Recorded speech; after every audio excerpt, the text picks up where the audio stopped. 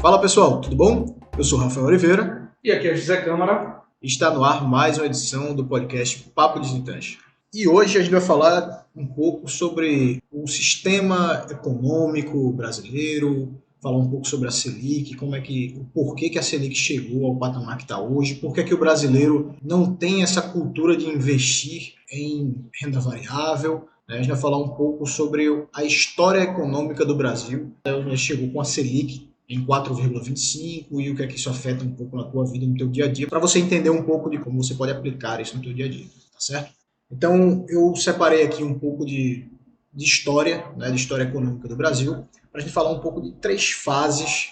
Você pode dividir, subdividir em mais fases e tudo mais, mas para facilitar um pouco o entendimento aqui, eu dividi em três fases e falar um pouco da primeira fase, que durante o começo ali do século XX até os anos 70, que o Brasil era uma economia predominantemente rural. Então, nós ainda tínhamos cidades em aceleração de crescimento, em desenvolvimento, mas nós éramos um país muito mais rural. E o sistema financeiro brasileiro, ele era muito pouco desenvolvido, era de muito difícil acesso. Não era todo mundo que tinha acesso e era pouco desenvolvido, então a maioria das pessoas que poupavam, elas acabavam comprando terrenos e imóveis, porque não tinham outras opções. E como as cidades estavam crescendo muito, o enriquecimento era meio que um processo automático. Ou seja, a multiplicação do teu capital, ele se multiplicava muito rapidamente, porque as cidades estavam crescendo muito, a demanda por imóveis e por terrenos estavam crescendo muito, com isso os preços subiam muito rápido e você ganhava muito dinheiro. E aí provavelmente você deve ter escutado ou escuta de pessoas mais experientes, né, que você, que geralmente incentivam você a investir em imóveis, e eles dizem que é uma receita de enriquecimento infalível, porque eles passaram por esse processo. Mas o problema é que, nas últimas décadas, as cidades brasileiras, não só algumas deixaram de crescer, como também algumas entraram em processo de decadência. Existem ainda cidades que estão em franca ascensão e crescimento. Você tem que começar a perceber que existem agora locais, bairros, cidades, que algumas estão crescendo muito, outras crescendo pouco. E por isso, investir em imóveis não é mais aquele processo automático de enriquecimento. Você precisa agora pesquisar mais, você precisa entender mais desse mercado, você precisa entender como funciona, você precisa estudar e conhecer mais o mercado de imóveis. Eu queria pontuar aí a fala de Rafael, é que também, quando você compra imóvel, a desvalorização dele é muito baixa, né? Ou às vezes é nula. Então, a tendência é que sim, ele sempre aumente o valor historicamente. Sempre há uma tendência de alta quando você faz a aquisição do imóvel, mas você tem um dinheiro ali, tem um grande volume financeiro parado. Então, a liquidez dele se torna baixa. Então, acontece algum imprevisto na sua vida que você precisa de um alto aporte financeiro, algum recurso, e ele está impregnado todo em imóvel. Então, é uma ressalta aí para que, quando for tomar a decisão de investir em imóveis, terrenos, tenha essa concepção do risco que você está agregando, né? A questão da rentabilidade. E é exatamente isso que eu estou querendo trazer aqui para você, que hoje em dia você precisa de muito mais habilidades, como pesquisa, como ter paciência e encontrar o imóvel, né, a oportunidade. Então você precisa ter habilidades para ir em busca do imóvel, do terreno, conhecer o mercado imobiliário da região, sempre em busca da melhor oferta, participar de leilões que acontecem pela Caixa, quando alguém não quita o imóvel, por diversos fatores aí. Então, é sempre você estudar o mercado imobiliário se você quiser realmente entrar a fundo. Não é um mercado mais para amadores, como era antigamente, que era uma forma simples de você aplicar seu dinheiro e em poucos meses, até anos, período curto, você tem uma rentabilidade elevada. Né? Hoje em dia está mudando totalmente o cenário e você precisa se aprofundar mais no assunto. Isso, esse é o motivo principal do brasileiro ter essa cultura tão grande de investir em imóveis. Porque, como o sistema financeiro era pouco acessível e era muito pouco desenvolvido, as pessoas começaram a investir em imóveis, viram que deu muito certo e criou-se essa cultura de que imóvel é o melhor investimento possível. E aí você tem que entender, como o Zé falou um pouco aqui, que essa cultura está começando a mudar um pouco. Você tem que entender que não é tão simples assim, é só comprar um imóvel e você vai ganhar dinheiro, tá certo? E só pontuando aqui com o Rafael, quando você trata de investimento, você não pode contar o que você mora como um imóvel de investimento, né? Então, é sempre importante lembrar que se você compra um imóvel para morar, você não pode contar ele como investimento. Você tem que contar ele como um passivo, tá? E aí a gente pode ir para a segunda fase da economia brasileira, que foi a fase do ganho com juros. Nos anos 80, o Brasil começou a passar lá pelo período de hiperinflação, que arruinou a riqueza de muita gente. Então, muitas pessoas perderam muito dinheiro por conta da hiperinflação. E aí o sistema financeiro se desenvolveu um pouco, mas ainda era muito burocrático e tinha poucas opções de investimento, principalmente para quem tinha pouco dinheiro. Então, na tentativa aí também de controlar a inflação, o Banco Central, a principal ferramenta de controle da inflação é a política monetária através do controle da taxa de juros, da taxa Selic. E aí o Banco Central aumentou muito os juros para tentar controlar essa inflação e a gente passou a ter um dos maiores juros do mundo. Então o governo teve um grande aumento da sua dívida interna, porque ele começou a emitir muitos títulos de dívida pública e com altos juros. Qual é o problema com relação a tudo isso? Você tem que levar em consideração que a remuneração por juros, ela caracteriza investimentos de má qualidade. Por quê? Porque o dinheiro passa apenas de um bolso para o outro. Ela é diferente da qualidade de investimentos cujo rendimento decorre do aumento de valor em função da melhoria da qualidade do serviço ou de um benefício maior de quem adquiriu, do reconhecimento do mercado ou até da escassez de vendedores, como acontece aí no mercado de ações e até no mercado imobiliário, certo? Então esse período foi um período em que tivemos o paraíso dos rentistas, como diz o ministro Paulo Guedes. As pessoas começaram a investir em títulos públicos e simplesmente sem fazer nada e sem tomar nenhum tipo de risco, eles tinham rentabilidades muito altas. E aí o brasileiro começou a se acostumar em investir em renda fixa. E por isso, por não ter também ainda um sistema financeiro tão desenvolvido assim, você percebe que o brasileiro não investia ainda em renda variável e nem precisava. Com os juros nos patamares que existiam, a gente não precisava investir em renda variável, porque a gente já conseguia ganhar bons retornos sem precisar tomar riscos. E aí a gente vai passar então para a terceira fase, é o que eu chamo da solidez econômica brasileira, que aí foi com o sucesso do Plano Real, a gente conseguiu ali controlar um pouco a inflação. Claro que a gente passou por muitos períodos altos e baixos, mas o Brasil começou a entrar numa economia mais estável e a gente passou a ter juros cada vez mais baixos e, claro, flutuou em alguns momentos de crise e tudo mais, mas a gente começou a entrar nos eixos. E aí, como muitos se consideravam investidores, mas que na verdade eram poupadores, essa é uma diferença importante, eu vou até pontuar aqui. Qual é a diferença de poupador e investidor? O poupador é aquela pessoa que acumula patrimônio. Ou seja, você está aí com seus R$100, R$200 que você consegue guardar todo mês. Você lá com R$100 todo mês, no final de um ano você acumulou R$1.200. Então você é só um poupador. Para ser um investidor, você tem que multiplicar o teu patrimônio, não é só acumular. Ou seja, se você consegue pegar R$100 e poupar e, além disso, investir, você consegue ter rentabilidades superiores, você vai ter mais de R$1.200, você vai ter lá 1.300, 1.400, 1.500, independente. Você está multiplicando o teu patrimônio. Então é importante pontuar isso aqui. Mas aí, como os juros começaram a baixar muito, essas pessoas começaram a se sentir desconfortáveis. Elas perceberam que precisavam tomar mais riscos para poder obter aqueles ganhos parecidos com o que elas estavam acostumadas.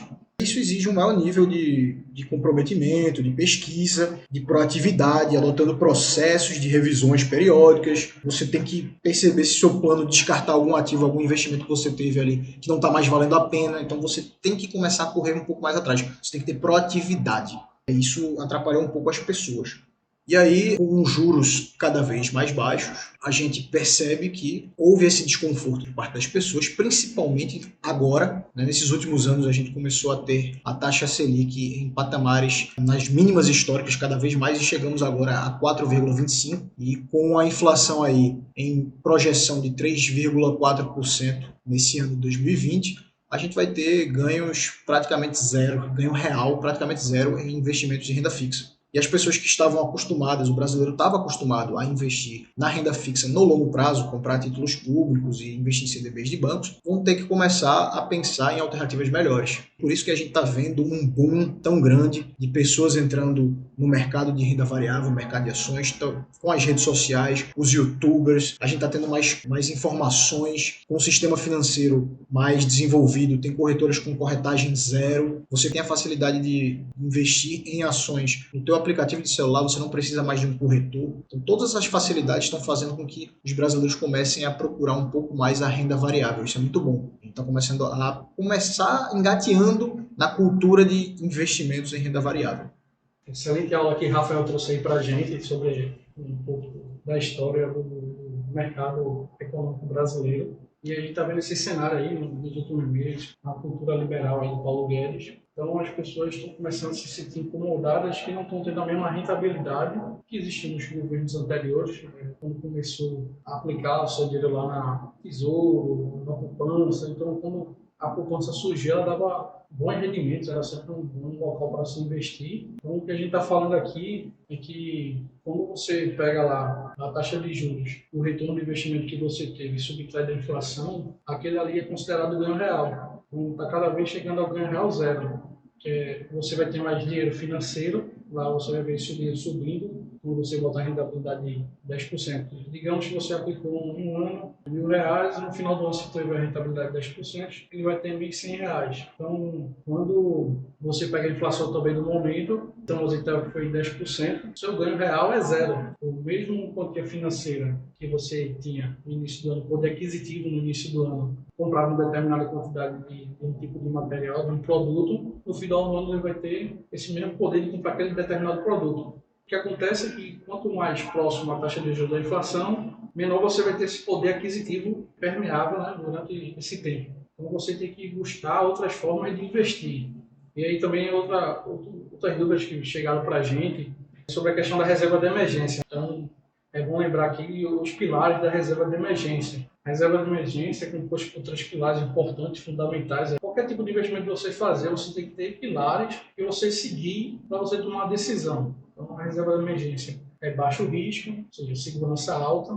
Você tem que ter uma alta liquidez, que a qualquer momento você tem que ter acesso àquela quantia financeira. E a rentabilidade, que é próximo à da inflação, é a rentabilidade baixa, que a gente chama no mercado de investimento. Pelo menos para acompanhar ali, para você não ter perdas grandes. Nesse tempo que o seu dinheiro está lá alocado para que, caso surja alguma emergência, uma reserva de emergência. Então, a sugestão que eu dou é que você não faça nada, mantenha onde você está, consolidar sua reserva de emergência, seja no Tesouro Selic, ou seja CDBs ou RDBs aí, como tem no mercado hoje, a disponibilidade, a facilidade. Então, nesses últimos anos, a gente tem tendo um ganho imenso da acessibilidade ao mercado de investimento. Logo, quando antigamente era restrito, realmente assim, o mercado era fechado para quem tivesse realmente condições de aportar recursos financeiros. E hoje, quem tem um celular, o acesso à internet, consegue criar uma conta no banco, ou na corretora, com taxa zero, e você comprar lá uma ação a partir de 10, 15 reais, ou um título do governo a partir de 100, 105 reais, ou Selic, até tem os IPCAs que são a partir de 35 reais, ou seja, pequenos valores financeiros hoje você consegue entrar e dizer assim, eu consigo investir. Então é algo que não tinha antigamente o acesso. Tem altos ganhos ultimamente aí. É exatamente isso. Está havendo ainda, né, um processo de democratização do mercado financeiro brasileiro. As pessoas estão tendo mais acesso, uma facilidade muito grande.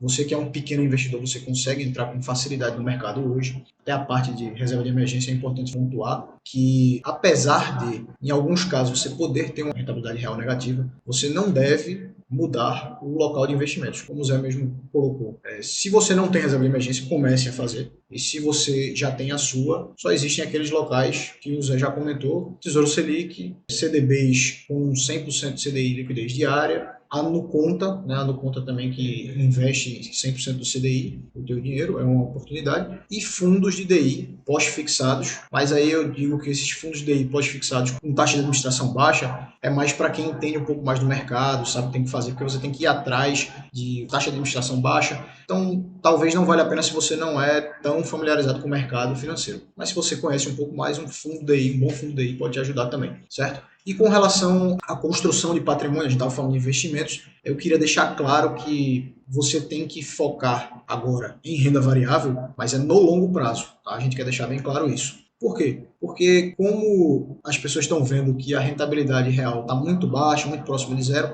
elas ficam pensando, mas então eu vou pegar meu dinheiro, eu quero trocar de carro no final do ano, eu vou colocar ali em ações, porque o mercado está subindo e tudo mais, mas possa ser que o mercado comece a cair. E no final do ano você pode perder dinheiro. Então, no curto e médio prazo, renda fixa ainda é a melhor alternativa. Você não pode mudar esses investimentos. E além disso, também tem um relatório Focus do Banco Central, quando ele colocou a taxa de juros ali em 4,25, mostrou o relatório, ele nos mostra que a inflação está bem controlada, mas que a economia brasileira ainda está engateando esse processo de crescimento, está voltando. Aquela crise que a gente teve ali em 2016, a gente está num processo ainda lento de crescimento, mas está crescendo. E aí eles já mostraram que provavelmente esse é o último corte na taxa básica de juros do ciclo. Ou seja, já tem lá na projeção que nos próximos anos ela deve voltar a subir lentamente, mas pouco. Então a gente deve ter aí uma nova base de taxa de juros na economia entre 4% e 6%, que ainda é muito alta comparado a países desenvolvidos, mas comparado à história do Brasil, o histórico brasileiro, a gente está caminhando para o desenvolvimento. Então a gente está começando a ter uma solidez econômica muito grande. E você que está pensando em investir no longo prazo para a tua aposentadoria, você precisa aprender a investir em ações. Se você tiver qualquer tipo de dúvida, você pode contar com a gente, tá certo? Pode mandar um direct para a gente, inclusive nas nossas próprias redes sociais aí, o @oliveirarr, ou no caso do Zé, o @zé.câmara, no @academia de Titãs no Instagram também. Vocês podem mandar qualquer tipo de dúvidas para a gente, que a gente está aqui para ajudar vocês a investirem o dinheiro de vocês. E até deixar claro que a gente não gosta de recomendar ações e tudo mais, como muita gente pergunta, então eu devo botar em qual ação? Essa pergunta chega muito a mim, a pessoa faz, eu devo investir em Ambev, não devo? Veja, eu não sei qual é o teu objetivo, não sei o que é que você espera, em quanto tempo você espera, então não posso responder essa pergunta. E o nosso papel aqui é de educar financeiramente as pessoas. Ou seja, eu não vou te recomendar uma ação, eu quero te ensinar a investir e que você saiba o que você está fazendo. Claro que você pode buscar ajuda de profissionais, de consultores financeiros, de casas de research, de análise de research, até um próprio youtuber tal, de finanças. Você pode procurar algum tipo de auxílio na tomada de decisão, mas é importante que você entenda o que você está fazendo. Se você não sabe o que está fazendo, não comece a investir ainda em ações. Procure primeiro aprender um pouco mais. Bem colocado o que o Rafael falou aí agora há pouco. E também queria trazer outro ponto importante aqui que nós conseguimos aplicar no nosso dia a dia, que é a taxa de juros na questão do financiamento. Você que tem financiamento aí de casa, carro, que foi realizado nos últimos 3, 4 anos, que as taxas de juros estavam acima de 10%, você tem que buscar agora ir no seu banco e renegociar esses débitos para você ter uma redução do seu débito aí. Então, se você comprou um imóvel próprio, um apartamento, financiado pelo banco, um carro até, há 3, 4 anos atrás, está ainda pagando, então você tem a possibilidade de trazer isso para a sua vida real. Então, perguntar o que acontece, eu só vejo o pessoal dizendo vai ter investimento de empresas, vai ser bom para fazer negócios e tudo mais. E para o dia a dia, como é? Isso é para o seu dia a dia. Então você consegue renegociar seus débitos, trazer para a taxa de Selic atual, que é a taxa de juros do país. Perfeito, muito bem colocado aí por Zé. Falar um pouco no teu dia a dia, exatamente isso. Você consegue renegociar com os bancos menores taxas de juros dos seus financiamentos e isso vai diminuir a parcela que tu paga hoje. Ou seja, você consegue ter um ganho real com isso também. Então a economia está caminhando por um caminho muito bom e a gente espera que o Brasil continue assim crescendo muito. Esse é o nosso desejo, para que o Brasil continue crescendo cada vez mais. É isso, pessoal.